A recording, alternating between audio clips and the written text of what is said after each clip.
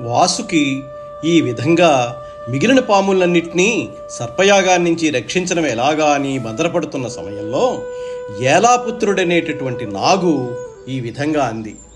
కద్రువ మనందరికీ శాపం పెట్టిన రోజు రాత్రి కద్రువ ఒడిలో తలపెట్టుకుని నిద్ర రాకపోయినా నిద్ర వచ్చినట్లుగా నటించి పడుకున్నాను. ఆ సమయంలో ఒక ఆశ్చర్యకరమైన సంఘటన జరిగింది.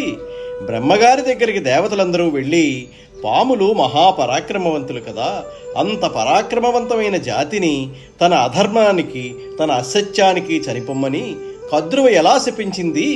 ఆవిడ ఇచ్చిన వాక్కుకి పాముల జాతి అంతా నశించిపోవడమేనా?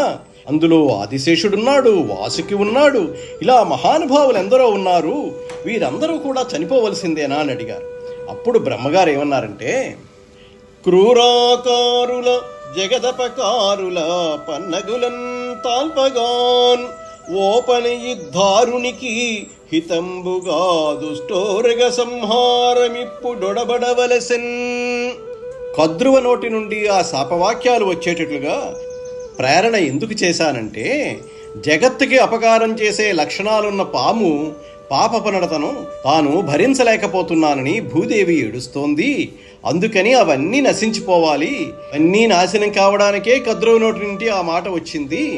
పాములు నాశనం అయిపోవడం దేవతలకు కూడా ప్రీతికరమే, కాబట్టి అందులో బెంగ పెట్టుకోవడానికి ఏమీ లేదు. ఇందులో దేవతా సర్పాలు కూడా కొన్ని ఉన్నాయి. అవి దేవతలకి, భూమికి, మనుష్యులకు ఉపకారం చేసేవి.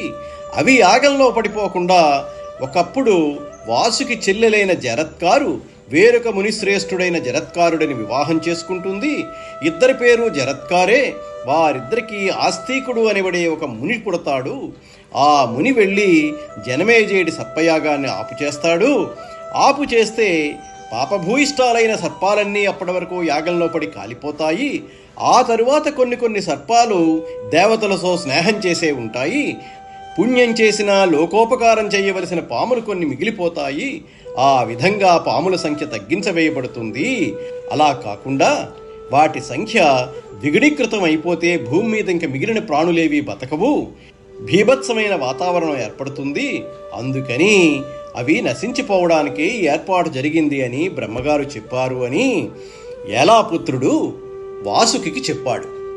వాసుకి అప్పటి నుండి జరాత్కారుడు ఎప్పుడు భార్యను పరిగ్రహిస్తాడో అని ఆ సమయం కోసం ఎదురుచూస్తూ ఉండగా, పరమ తపోనిధి ఆయావార వంశోత్తముడు నియమవంతుడు లోకోత్తరుడు జరత్కారుడు నా పరగిన ముని బ్రహ్మచర్య పరిపాలకుడై ఘోరవ్రతములు సల్లుపుచూ దార పరిగ్రహము సేయన్ తానొల్లక సంసార పునర్భవ భీతిన్ అపార వ్యామోహ పాశబంధచ్యుతుడై.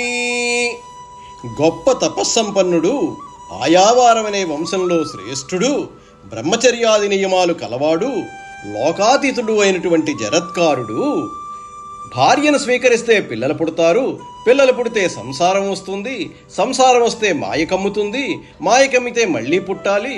కాబట్టి నేను అసలు దారను స్వీకరించను, నేను పాణిగ్రహణం చెయ్యను, నాకు భార్య వద్దు, గృహస్థాశ్రమం వద్దు అని ఆయన పెళ్లి చేసుకోకుండా ఉండిపోయాడు. తపస్సు, వేదాలు చదవడం, బ్రహ్మచర్య వ్రతం అనే వాటి చేత ఋషుల యొక్క రుణాన్ని తొలగిస్తూ తిరిగేటటువంటి జరత్కారుడు అడవిలో ఔరుగడ్డి దుబ్బులో ఉన్న వేర్లన్నీ ఎలకలు తినేస్తే ఒక్క వేరు మాత్రమే ఉంది. దానికి కొంతమంది ఋషులు వేలాడుతూ తలక్రిందులుగా తపస్సు చేస్తున్నారు. వాళ్ళ దగ్గరికి వెళ్ళి, ఈ విధంగా తపస్సు చేయడం వీళ్ళకు గొప్పతనం ఏంటో నాకు చెప్తే నేను కూడా చేద్దామనుకుంటున్నాను అని వాళ్ళని అడిగాడు. మునులు అన్నారు, ఇది తపస్సు కాదయ్యా, ఇది మా ప్రారబ్ధం. మా వంశంలో జరత్కారుడనేవాడు ఒకడు పుట్టాడు. వాడు పెళ్లి చేసుకోకుండా భీష్మించు కూర్చున్నాడు. వాడు పెళ్లి చేసుకోని కారణంగా మమ్మల్ని ఈ విధంగా తలకిందులుగా కట్టి యమధర్మరాజు ఎలక రూపంలో వచ్చి ఒక్కొక్క వేరు కొరికేస్తున్నాడు. ఇంకా ఒకే ఒక్క వేరు మిగిలింది, ఇది కూడా కొరికేసాడంటే మేము అధోలోకానికి పోతాము, ఊర్ధ్వలోకాలకు పోయే అవకాశం మాకుండదు. కాబట్టి నువ్వెవరో మహానుభావుల్లా ఉన్నావు, ఒకసారి వెళ్ళి ఆ జరత్కారుడు కనిపిస్తే మా విషయం వాడికి విన్నవించవయ్యా అని వీళ్ళందరూ వేడుకున్నారు.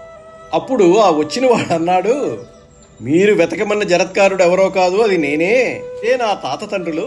నేనెంతో అపరాధం చేశాను, ఇన్నాళ్ళ నుండి పెళ్లి చేసుకోకుండా ఉండిపోయాను. ఇప్పుడు అర్థమైంది, పెళ్లి చేసుకోకుండా ఉండి ఎంత శాస్త్రాధ్యయనం చేసిన వాడు కూడా ఉద్ధరింపబడడం మాట పక్కన పెట్టి వాడి పితృదేవతలను వాడే ఉద్ధరించుకోలేడని తెలుసుకున్నాను. కాబట్టి నేనిప్పుడు తప్పకుండా పెళ్లి చేసుకుంటాను అని జరత్కారుడు వారితో అన్నాడు. ఇక్కడ ఒక్క మాట గుర్తు చేసుకుందాం. యజ్ఞయాగాదుల చేత దేవతా రుణాన్ని, వేదాధ్యయనం చేత ఋషుల రుణాన్ని, సంతాన ప్రాప్తి చేత పితృదేవతల రుణాన్ని తొలగించవచ్చని శాస్త్రాలు చెబుతున్నాయి.